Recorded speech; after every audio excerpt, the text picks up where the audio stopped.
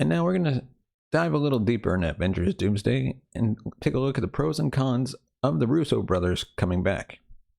So the biggest question of all, honestly, is can the directors of some of Marvel's greatest movies bring back that Avengers magic that we once had?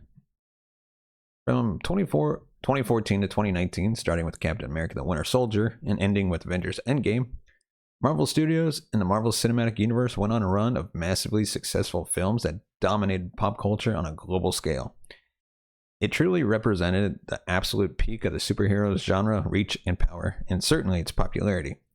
Four of the biggest and best movies during that stretch, including the aforementioned The Winter Soldier and Endgame, were also directed by the same guys, Anthony and Joe Russo.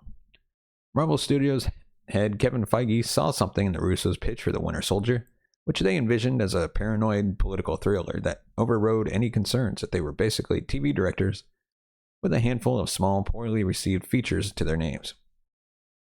Feige's bet paid off as the Russos went from The Winter Soldier to the even more expansive Captain America Civil War, an Avengers movie in all but name, and then two truly titanic Avengers sequels which spanned literally all of the time and space and brought nearly every live-action MCU character together in the conclusion to a narrative 10 years in the making.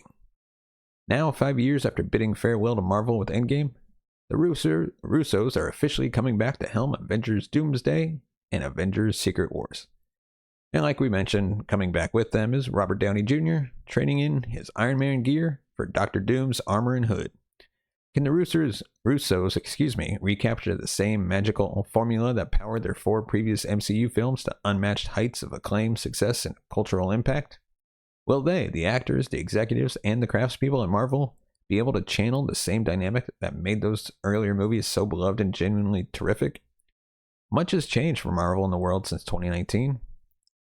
The post-Endgame MCU has struggled with declining box office, fan enthusiasm, critical notices, and frankly, narrative cohesion, like the kind that drove the Infinity Saga.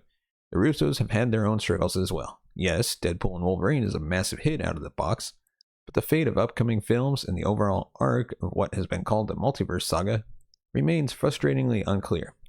So let's take a look at the upside and down of perhaps the definitive Marvel team assembling once again. Pros? The Russos know the Marvel Universe. The Russos seem to genuinely love the Marvel Universe, and in fact have stated many times that Secret Wars would be the one property that could lure them back.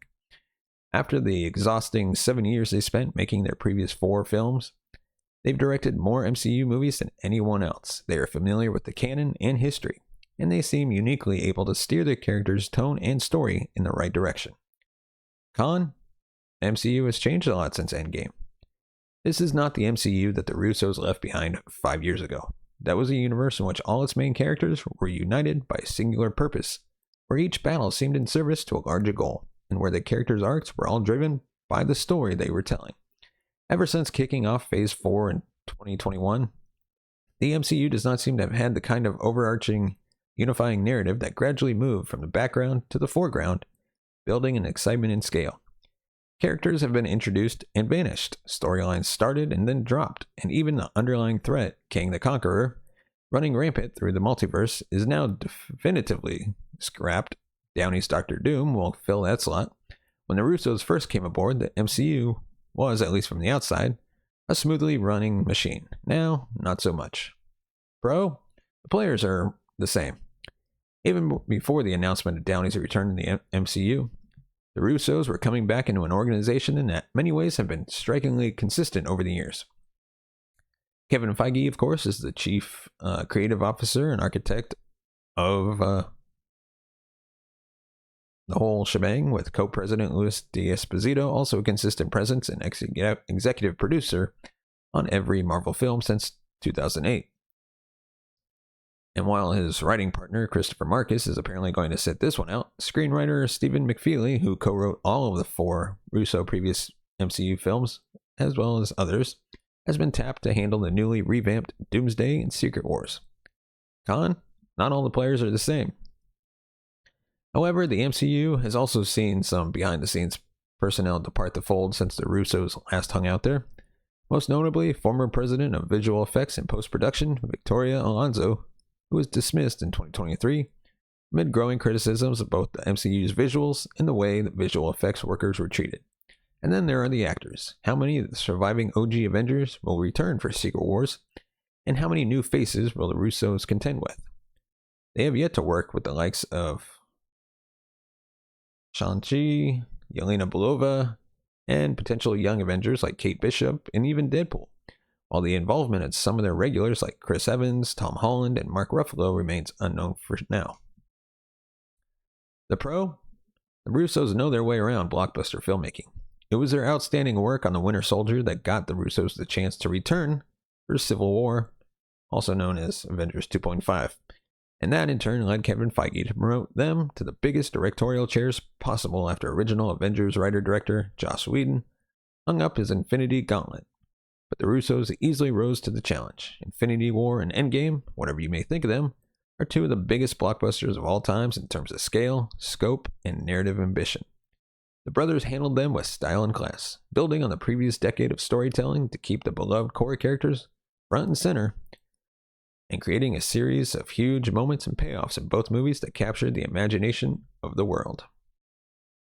Con, everything the Russos have done post-MCU has been shaky. While it seems as if the Russos thrived in the MCU machine, efficient and occasionally visionary managers on the studio floor working seamlessly with the Marvel overlords steering above, their self-produced directorial efforts since Endgame have been far less compelling. The Gray Man, allegedly a big hit for Netflix, was a dull, convoluted, poorly paced, generic action thriller full of holes and uneven performances. Likewise, Cherry, starring Tom Holland, was a failure, and their uber-expensive TV series Citadel has been met with a shrug. The budget on their latest project, The Electric State, has reportedly rocketed well past $300 million. They may play very nicely in the MCU sandbox, but have projected less certainty and even a need for supervision on their own. Pro? These directors know how to handle a massive cast.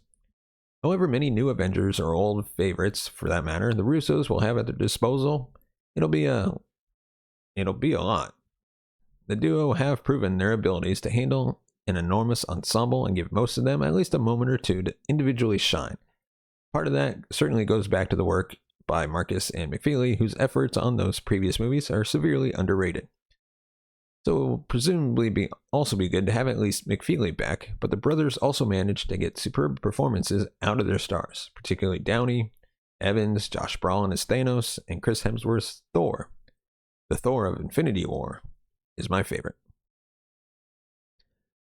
So, and final con, will the next two Avenger movies try too hard to top Endgame? Corralling a massive cast is one thing, but how much is too much? Feige has stated that not every MCU character introduced in the last few years will be appearing in Doomsday and Secret Wars, but there are still a lot of superheroes and superhero adjacents to contend with, including the Fantastic Four, the Thunderbolts, random mutants, and whatever form the current Guardians of the Galaxy take. Then there's Downey. Will he essentially graft Victor Von Doom onto his own personality as he did with Tony Stark? That was a perfect fit, but Doom is a much different, far more humorless man. We know from the comics what Doom is capable of, but can he match the heights of on-screen villainy set by Thanos? Just how big can these two movies be without toppling over?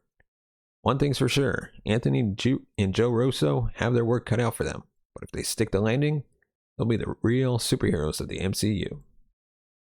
And with that, Avengers Doomsday is out in May 2026, with Avengers Secret Wars arriving in May 2027.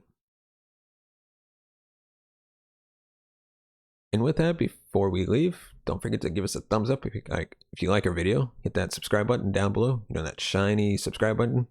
Hit the bell notification button to be notified of future videos. And of course, if you want to support the channel in even more ways, you can buy us a coffee at buymeacoffee.com/cinemagold. There, you can give us $1, $5, $10, $20, $50, however much you want to give.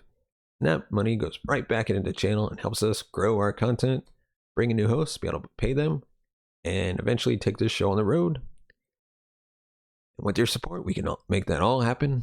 And as always, you can find us on YouTube, all your favorite podcast platforms. And hey, if you want to listen to the audio version when you're on the road or whatever, check us out on Good Pods and leave us a review. And with that, Thank you so much for watching and listening. We'll see you next time.